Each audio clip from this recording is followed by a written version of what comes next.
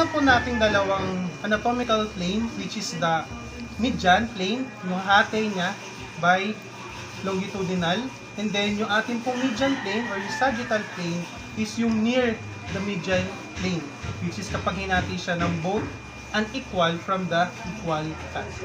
Transverse plane, hahatiin natin siya ng vertical sa gitna, which is the cranial part or cranial plane and then our caudal plane. For our coronal plane, isahatiin siya from the belly by horizontal, which is dorsal and then ventral. For our head, which is yung head, which is cranium, yung cranium is nahati sa dalawa, which is the rostral and then the caudal section.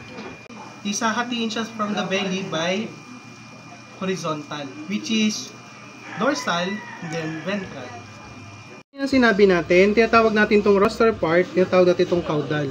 For the next one, ito naman tinatawag kapag ito yung dorsal, this is the ventral surface, and this is the both lateral surface of the dog of the face. In the visual, the presentation of the dog's integumentary Katabi niya ay Tropagos. Tropagos. Tapos yung longus, capitis. Ito na yun.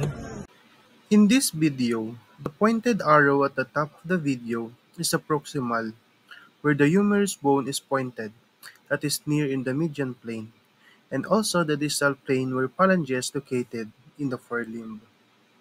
Part, nandito yung tinatawag natin scapula. Ito yung tinatawag nating humerus at sumunod din yung radius and ulna. For this part of the hind limb, which is the left side, nandito yung tinatawag yung volar and this is the palmar. Ito naman is tinatawag nating ossicale, which is the ilium. Nandito naman nakakabit sa kanya yung femur and then the fibula at tibia. At sa ilalim niyan, ito ay tinatawag din nating volar. Same sila dun sa taas. At ang tinatawag doon ay plantar. For axial, ito ay tinatawag nating axial bones or yung axial plane na nandito sa kanilang volar. At ito naman tinatawag nating abaraxial, itong dalawang gilid. This movement allows for the bending of the elbow joint or the leg movement when climbing up the stairs or chair. Extension of the forelimb and integrity of hind limb to stand. As we can see here, the dog's leg movement is part away from the median plane.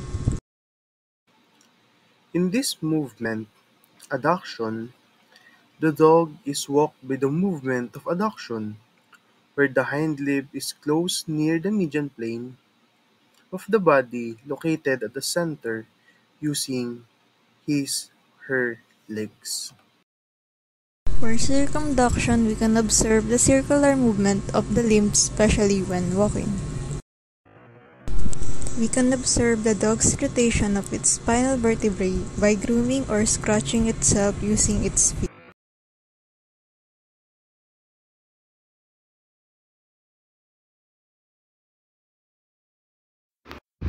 pronation and supination, the movement of the limbs upwards and inwards away the median.